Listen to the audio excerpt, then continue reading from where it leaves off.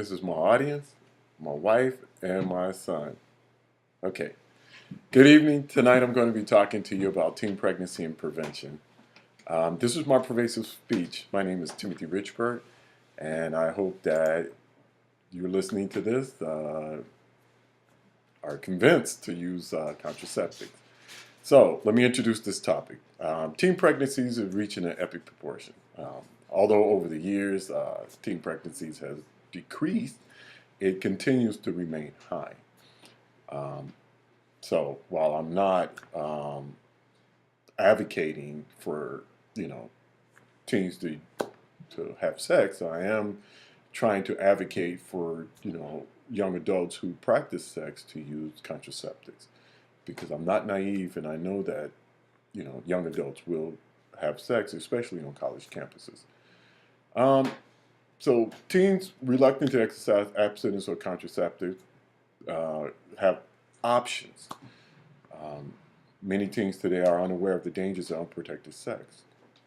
The intention of this speech is to persuade, like I said, young adults that there are options available and to help them to make the right decisions when it comes to safe sex. Okay, so my objectives here: one, to introduce the subject and to describe the trends of teen pregnancy, sexual behavior, contraceptive use.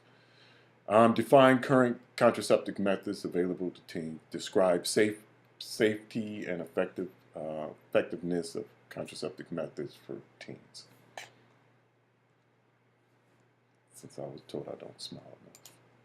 Okay. So current trends. Although pregnancy, like I said, has pregnancies and abortion rates are declining in the U.S. for teens between ages of 15 and 19 years old. Teen birth rates vary by race, ethnicity, and by state, and still to this day remain high. The U.S. is second to the leader in teen birth rates of any industrialized country, which is a shame. And teens use less effective contraceptive methods and/or use contraceptive methods inconsistently. All right, so pregnancy and abortion rates for teens between the ages of 15 and 19 years old has steadily declined since 1972. They reached a peak in 1990s at the time of 1990 and 1992, and slowly declined from there down from since 2008.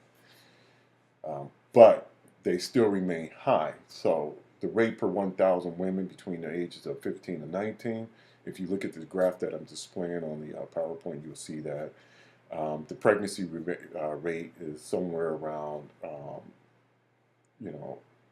80 to 90 per 1,000 women between 15 and 19 years old. The birth rate is even lower, but it still remains high, between 55% after the year 2008, and for abortion rates, although it has steadily declined, there's still a significant amount of abortions that happen in this country each year. Okay, so once again, teen birth rates, they vary by race and ethnicity. And nice little statistic here is that 5 out of 10 blacks and Hispanic girls will become pregnant by the age of 20. And while that is a shame, that's the whole idea behind this speech, is that I want to try to encourage young adults to make good decisions. And teenage pregnancies are at a greater risk, and the outcome is usually poor. So, which means that at some point, those girls who have children are going to be in a bad way. Comprehensive sex education and access to birth control decrease the rate of unwanted pregnancies in this age group, and it's been well documented.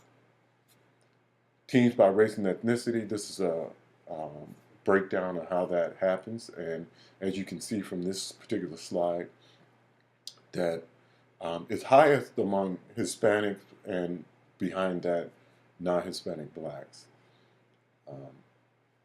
So be aware. Here's the birth rate by age, and as you can see, the birth rate by age still remains high between um, teenage girls between the ages of 18 and 19 years old.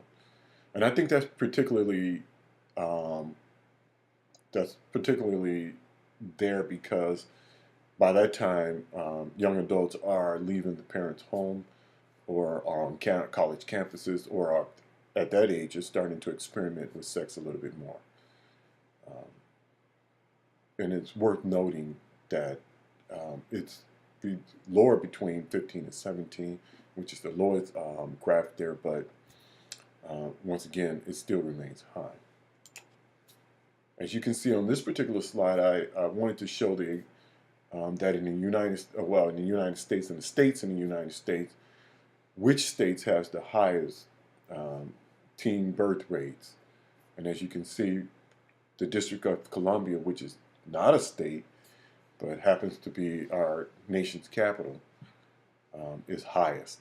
And as you can see, with the other states, it kind of tapers off from there. Now, why is this important? Because in this election season, or the last election season, the controversial topic of Planned Parenthood came up, and with the federal government wanting to cut funding for Planned Parenthood. Um, Ironically, the District of Columbia has the highest teenage birth rate. So, the U.S. is the leader in highest birth rate among any industrialized country. Although we're not in first, we're only behind Bulgaria and tied with Romania. We still remain high.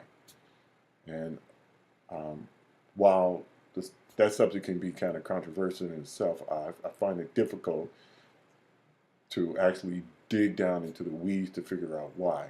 But we do know that our civil liberties and our culture here, it kind of invites that. And I'll leave that there. Percentage of high school students who use condoms during the last sexual intercourse. As you can see, overall, it's 60.2%. This study was from 2011, and I'm not sure if current safe sex measures has changed since 2011. As you can see, this breakdown among races: 59.5% among whites, 65.3% among African Americans, and 58.4% among Hispanics. There's still a lot to be done. What remains is 39.8% out of this group because only 60.2% used a condom. Now, I'll get into condoms here a little later. All right, so what does that mean? Out of that, 46% of those that did not use a contraceptive at all, and 54% of that statistic from the previous slide was due to contraceptive failure, usually because of some ineffective method or inconsistent use or correct usage. So that's something worth noting. All right, so up until this point, I've kind of described for you what happens here in the U.S. among teens between the ages of 12 and 17 or 19, and where that actually occurs. So now I'm going to kind of get into describing the contraceptive methods that are available to teens.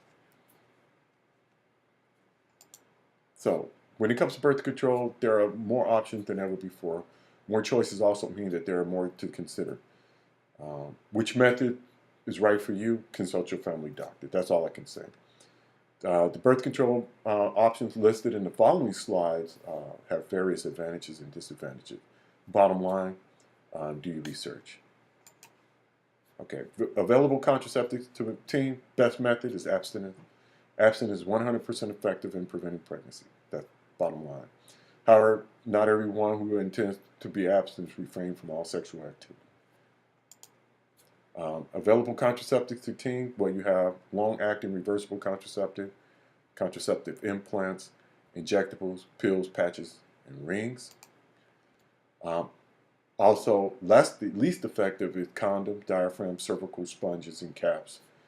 fertility awareness-based methods such as rhythm method, and then there's spermicides. So, safety is always paramount. The truth is that birth control is generally safe, and there are enough methods out there that couples are likely to find one that is right for them. Once again, consult your family physician. Some women do have health conditions that increase the risk of using some kinds of birth control. So it's not always good to get personal advice from your friends. Go to a healthcare physician.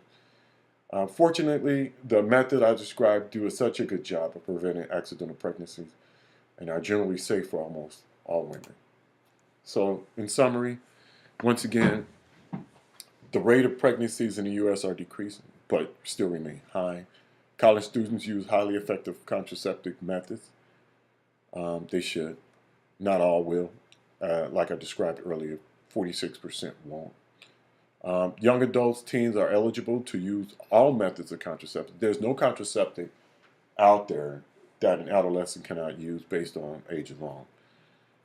Long-acting reversible contraceptives may be particularly suitable for many adolescents, such as IUDs and implants. And dual protection should be encouraged for adolescents. And while I didn't kind of get into, STDs, dual contraceptives kind of help in that. So this is a nice little quote by Adele. She said, telling a live audience at her concert about her first pregnancy. When I got pregnant, I had so much testosterone in me that I grew a beard. I only cropped it last night. It's actually true. I'm not telling a joke. I actually had a beard.